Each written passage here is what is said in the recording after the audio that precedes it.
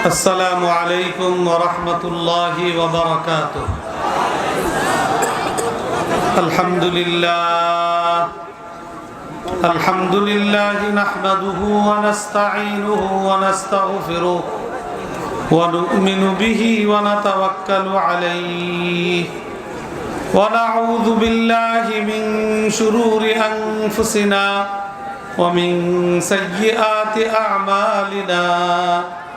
من يهده الله فلا مضل له ومن يضلل فلا هادي له ونشهد أن لا إله إلا الله وحده لا شريك له ونشهد أن سيدنا ومولانا محمدا عبده ورسوله. أما بعد فأعوذ بالله من الشيطان الرجيم. بسم الله الرحمن الرحيم. ألف لام را كتاب أنزلناه إليك لتخرج الناس من الظلمات إلى النور. وقال رسول الله صلى الله عليه وسلم إن هذه القلوب تصدأ كما يصدأ الحديد إذا أصابه الماء. قيل يا رسول الله وما جلاؤها؟ قال كثرة ذكر الموت وتلاوة القرآن أو كما قال عليه الصلاة والسلام.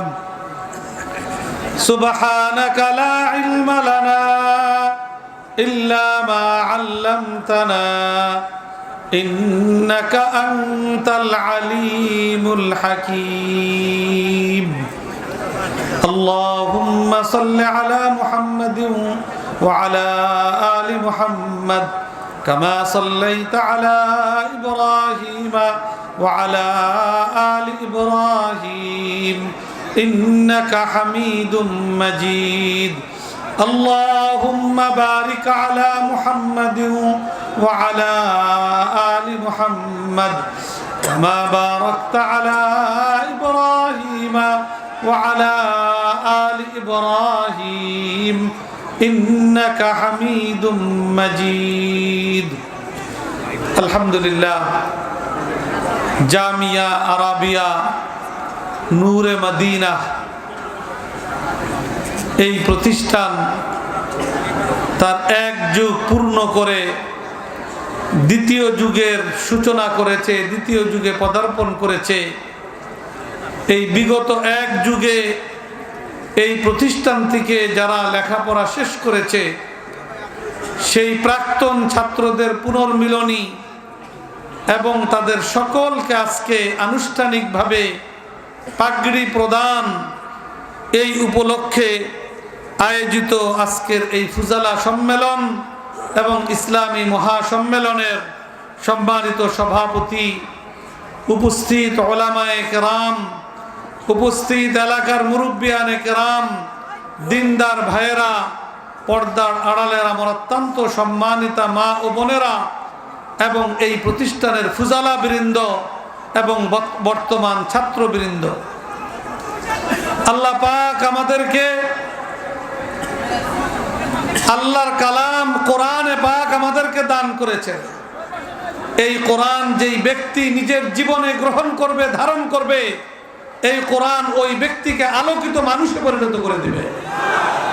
এই কোরআন আমরা যেই সমাজে প্রতিষ্ঠিত করতে পারবো, কোরআন গোটা সমাজকে আলোকিত সমাজে পরিণত করে দিবে। আমরা এই কোরআন শুধু ব্যক্তি, পরিবার আর সমাজের জন্যই নাজিল করেন নাই, মানুষের জীবনের আরো যত বিষয় আছে, এমনকি রাষ্ট্র পরিচালনাও আল্লাহ পাক বিধিবিধান দিয়েছেন কোরআনে পাকের মধ্যে। অতএব কোরআনকে যদি রাষ্ট্রীয় পর্যায়ে প্রতিষ্ঠিত করা যায়, সেই রাষ্ট্র হবে আসল প্রকৃত শান্তিময় আলোকিত রাষ্ট্র ইনশাআল্লাহ। সুযোগ আসছে আমাদের রাষ্ট্রকে কোরআনী আদর্শে গড়ে এই সুযোগকে আমরা কাজে লাগানোর জন্য প্রস্তুত আছি। আল্লাহ পাক আমাদেরকে তৌফিক দান করুন। আল্লাহর কোরআনের মধ্যে আল্লাহ তাআলা ঘোষণা করেছেন, কিতাবুন আনজালনাহু ইলাইকা লিতুখরিজান নাসা মিনাজ যুলুমাতি ইলান নূর।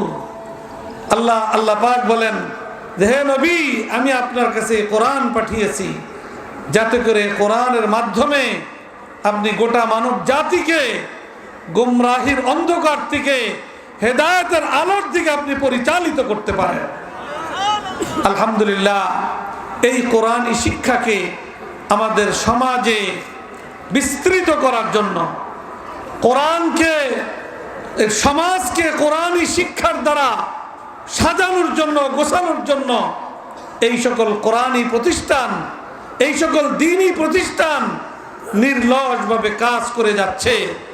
ওই প্রতিষ্ঠান সমূহের মধ্যেই একটি উল্লেখযোগ্য প্রতিষ্ঠান, যেটা আপনাদের এই এলাকায় প্রতিষ্ঠিত, আপনাদের দোয়া এবং সহযোগিতায় প্রতিষ্ঠিত হয়ে আজকে এক যুগ আলহামদুলিল্লাহ সুষ্ঠু সুন্দরভাবে পরিচালিত হয়ে আজকের অবস্থানে উপনীত হয়েছে।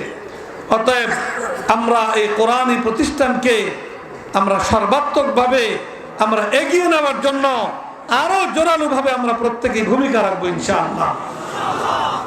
এই কোরআন আমাদেরকে আলোর পথ দেখায়, হেদায়েতের পথ দেখায়, নূরের পথ দেখায়, শান্তির পথ দেখায়, সফলতার পথ দেখায় এবং দুর্নীতি মুক্ত, সন্ত্রাস মুক্ত, প্রকৃত শান্তিময় দেশ গড়ার রাস্তা আমাদেরকে কোরআন দেখায়।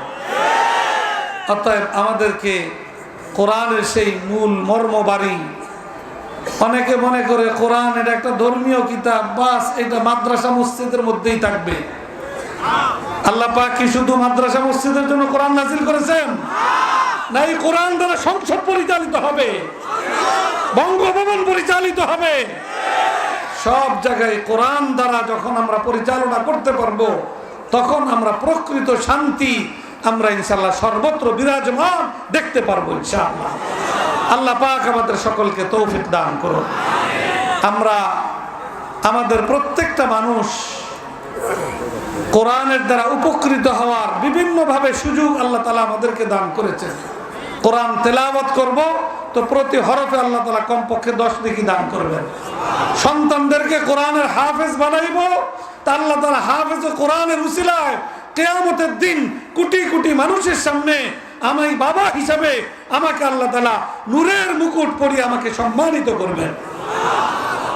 আবার আমার দ্বারা যদি কোনো নাফরমানি হয়ে যায়, গুনাহ হয়ে যায়, ত্রুটি হয়ে যায়, নিজেকে সেই ত্রুটি থেকে আবার পাক পবিত্র করা মাধ্যম হিসাবেও আল্লাহ পাক আমাদেরকে কোরআনকে ব্যবহার করার সুযোগ আমাদেরকে দান করেছেন।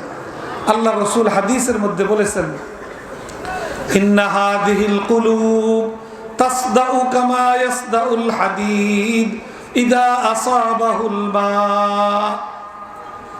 লোহার মধ্যে যদি পানি লাগে তাহলে লোহার মধ্যে কি ধরে? জং ধরে। জং যদি পরিষ্কার না করা হয় তাহলে জংয়ে লোহা কি করে ফেলায়? খায়া ফেলায়, নষ্ট করে ফেলায়। জং ধরলে দ্রুত ওই লোহা দ্বারা যদি উপকৃত হইতে হয়, ওই লোহাটাকে যদি বাঁচাইতে হয় তাহলে তাড়াতাড়ি কি করতে হয়? জং পরিষ্কার করতে হয়। লোহায় পানি লাগলে যেরকম জং ধরে, মানুষের দিলের মধ্যেও আল্লাহ রাসূল বলতেছেন জং ধরে। দিলের জং পানির দ্বারা ধরে না। অন্য হাদিসের দ্বারা বোঝা যায় যে মানুষের দ্বারা যখন নাফরমানি হয়ে যায়, আল্লাহর হুকুমের বিরুদ্ধাচরণ হয়ে যায়, তখন দিলের মধ্যে জং পড়ে।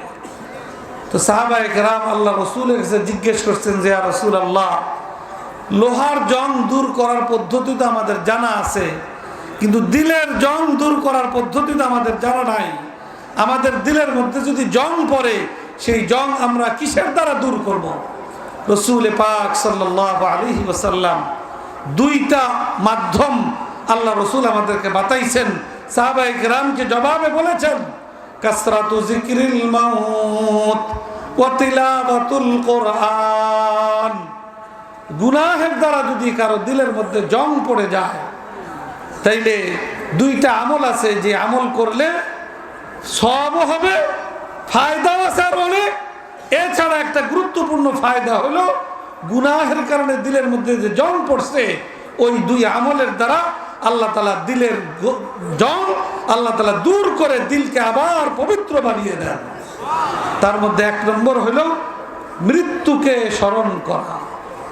আমাদের সবাইকেই মরতে হবে, এই কথাটা আমি যখন স্মরণ করব, একদিকে আমার আমলকে সুন্দর করা, শুধরানো, এই দিকে আমার মনোযোগ বাড়বে। আরেক দিকে এই স্মরণের দ্বারা আল্লাহ পাক আমার দিলের গুনার জংও দূর করে দিবেন। দ্বিতীয় আরেকটা হলো তেলাওয়াতুল কোরআন। কোরআন শরীফ যদি তেলাওয়াত করা হয়, একদিকে প্রতি হরফে আল্লাহ তাআলা 10 নেকি দান করবেন, আরেক দিকে কোরআনের তেলাওয়াতের মাধ্যমে গুনাহের দ্বারা দিলের মধ্যে যে জং পড়ছে, সেই জং আল্লাহ তাআলা দূর করে দিবেন। অতএব আমাদের এই সমাজটাকে যদি পাপ মুক্ত পবিত্র সমাজ বানাতে হয়, একদিকে কোরআন এই সমাজে ব্যাপকভাবে সর্বত্র এটাকে ছড়িয়ে দেওয়া, সর্বত্র কোরআনের বিধানকে জারি করা, বাস্তবায়ন করা, আরেক দিকে কোরআনের তেলাওয়াত গোটা মুসলিম জাতির মধ্যে ব্যাপক থেকে ব্যাপকতর করার উদ্যোগ গ্রহণ করা, এটা আমাদের জন্য জরুরি। তেলাওয়াত করতে হলে, কোরআন পড়তে হলে আগে তো পারতে হবে নাকি? যে কোরআন পড়তে পারে না, পারেই না, সে কি পড়তে পারবে? এই সমাজে আমাদের অনেক নামধারী মুসলমান আছে যারা নিজেদেরকে মুসলমান বলে দাবি করে, কিন্তু আল্লাহর কালাম কোরআনটা পড়তেও পারে না। তাহলে সে কি আসলে মুসলমান হওয়ার যোগ্য? যোগ্যতা অর্জন করতে হলে 1 নম্বর শর্ত হলো আল্লাহর কালাম কোরআনে পাকের সাথে আমার সম্পর্ক জুড়তে হবে, আর নাইলে আমি প্রকৃত মুসলমান হিসাবে আল্লাহর কাছে স্বীকৃতি পাওয়ার যোগ্য হব না। অতএব আজকের এই কোরআনী মাহফিল থেকে, এই জামিয়া আরাবিয়া নূরে মদিনা এই প্রতিষ্ঠানের এই ইসলামী মহাসম্মেলন থেকে আমরা অঙ্গীকারাবদ্ধ হই যে আমরা নিজেরা আগে কোরআনে পাক সহিশুদ্ধভাবে পড়ার যোগ্যতা অর্জন করব। নিয়মিত আল্লাহর কোরআন তেলাওয়াতের মাধ্যমে আল্লাহর রহমতের ভাগীদার হব।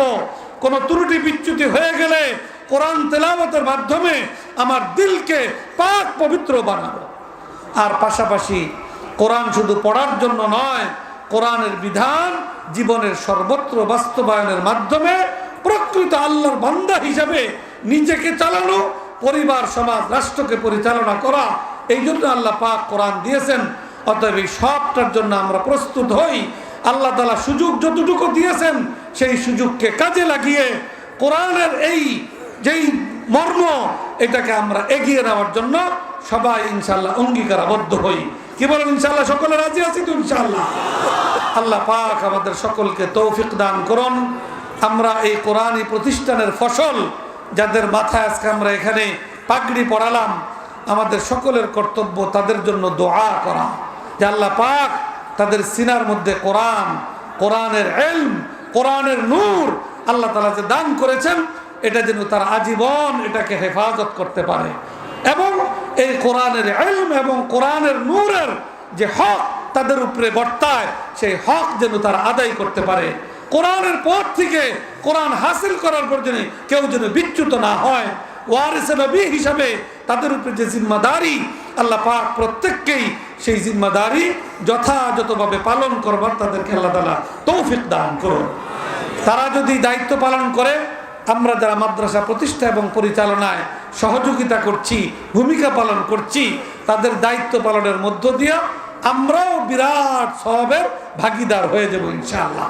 এজন্য আমরা আমাদের স্বার্থেই তাদের জন্য দোয়া করা, তাদের পথ যেন চলা মসৃণ হয়, তারা যেন সঠিক পথে বাকি জিন্দেগি কাটাইতে পারে, তারা যেন ওয়ারিসে নবী হিসাবে দায়িত্ব পালন করতে পারে, যারা যেন কোরআনের ধারক বাহক হিসাবে কোরআনের মর্যাদা রক্ষা করতে পারে, কোরআনকে সমাজে আরো ব্যাপকভাবে ছড়িয়ে দেওয়া জিম্মাদারি যেন তারা পালন করতে পারে।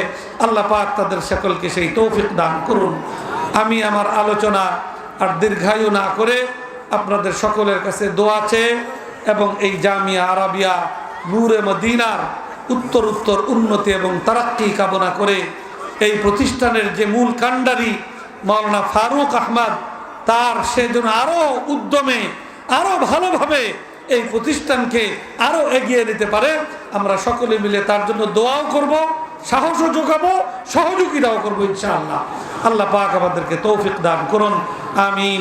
ওয়া আখিরু দাওয়ানা আনিল হামদুলিল্লাহি রাব্বিল আলামিন।